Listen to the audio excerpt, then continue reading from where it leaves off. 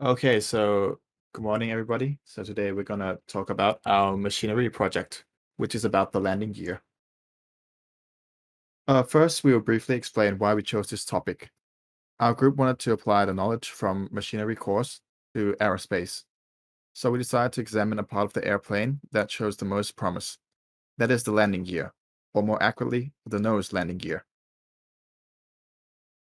Next, we will outline the objectives of our project. First, we would need to create a retractable nose landing gear that passes requirements needed for our reference aircraft ATR-72. Our reference aircraft will be used in calculations to obtain certain values. This will be discussed later in the calculations section. Next, we'll explain the mechanisms of the retraction of the landing gear and how it operates. Next, we will examine the degree of freedom. And lastly, we will analyze the deployment of the landing gear analysis, which we will explain later. Okay, next we're going to briefly explain the creation of our landing gear. The picture on the right you can see is the overview of our complete landing gear, minus the wheels. Next is the lower and upper links. These are the dimensions. Next is the strut. These are the dimensions of the strut. Next are the pistons and the shaft. And finally, we have the wheels.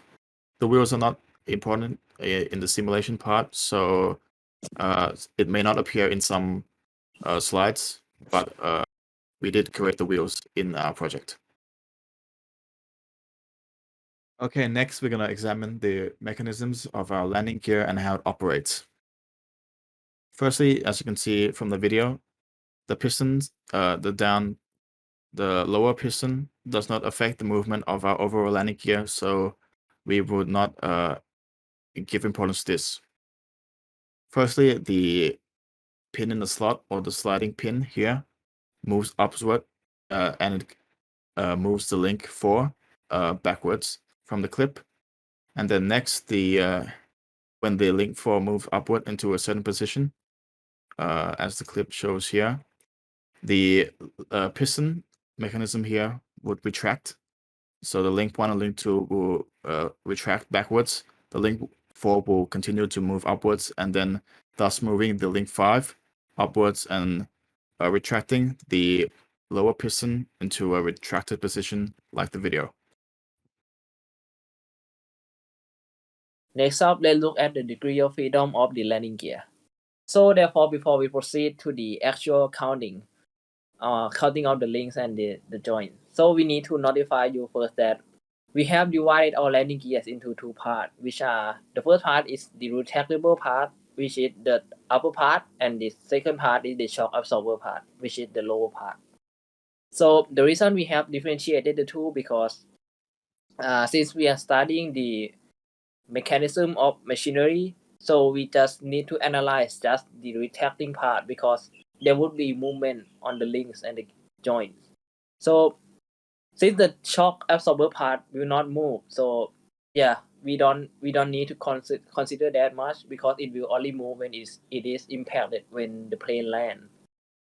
Thus, we also aim for 2 degrees of freedom because we want the movement to be foldable and we can like have it tucked back and forth in order to minimize the storage area. Now for the degree of freedom, we need to look for the amount of link and joint. So as we have known, we of course we know that there is one frame, so yep, frame counts as link. So and then we have 6 other links, so we have in total of 7 links. And next up we have 8 joints in total because we have 6 pins which also with 1 hydraulic pin and 1 sliding. Or we can also say that we have 5 pin, 1 pin in a slot and 1 hydraulic. So if we apply for the formula, we will get 2 degree of freedom as we wanted. Next up, for the landing gear height, we can use a dimension from what we have designed from CATIA to determine the height starting from the pin to the bottom of the wheel. So that is the topmost part to the bottom lowest part, so that we can determine the landing gear height, which is the distance from the ground to the fuselage. Yep. So we can add up all the component length. So we will have total of 50,000, right, 5,010 millimeter. But we also need to consider when the gear is retracted because we don't have the actual fuselage line. So we need to assume it. So when we have to think of it as when the landing gear is retracted, we can assume that the fuselage line is on the bottom part of the wheel. So we need to subtract it, the length by the radius of the wheel. So therefore we will get a total landing gear height of 510 minus by 750, which is 4,260 millimeter, which is 4 and about 3 meter. So that's the landing gear height. Okay, finally, we're going to come to the calculation part of our project. First, we will explain the goals, which is to analyze the forces of different components of the landing gear during retraction. The assumption for this part is we would need to limit the deployment time to 10 seconds. This is due to our reference aircraft being the ATR-72, which we researched. The retraction is about 8 to 15 seconds. So we choose 10 seconds. The objective is to find the torque required to retract the landing gear, which will be explained by my friend. From the analysis goal, we want to find the torque required to retract the landing gears. So in calculation part, the mass of the landing gear, we will reference from the ATR-72 that has 5% of the maximum takeoff weight, which is around 1,000 kilograms.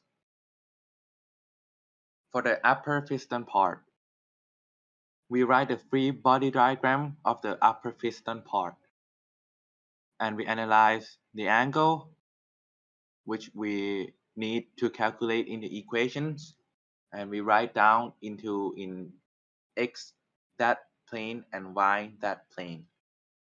And we write down the static equation, which is summation f in the y that plane is equal to 0. And we get this equation.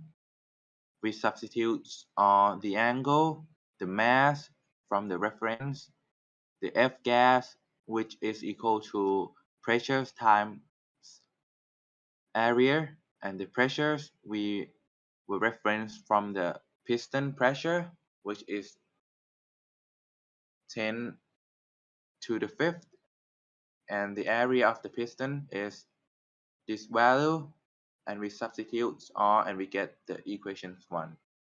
Then we go to the x that axis. We write down the free body equation, then we substitute on the angle and the mass, which is 100, and we solve from the equations 1 and 2 to get the normal force and the F2 to 1. We get this value. Then we calculate at link 3.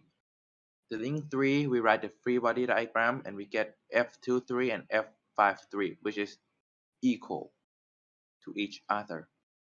Then we go to the link 5, lower piston.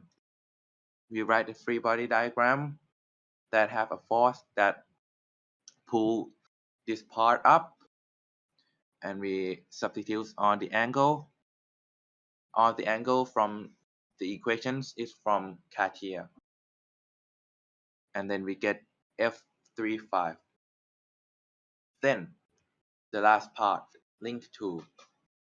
This link is used to retract the landing gear, and we write down all the free body diagram of this part. They have its own mass, F12 from this link, and F32 from this link, and the pin normal force and then we apply the torque to retract the landing gear. We write down the equations of summation moment at point A is equal to 0, which the angle of alpha, beta is this value from the Cartier, and the mass is 7 kilograms. Then we write down the equations and solve for torque required, and we get torque equal to 35,608.04 Newton meter. Okay, to conclude our project, we have achieved all of our goals that we designed. Firstly, we created a retractable nose landing gear based on our reference aircraft. Next, we explained the mechanisms of our landing gear and how it operates. We also examined the degrees of freedom. And lastly, we found the torque required that will be able to retract our landing gear in the amount of time that we set for it. Thank you for listening. These are our members, and we apologize for any mistakes made during our presentation. Thank you.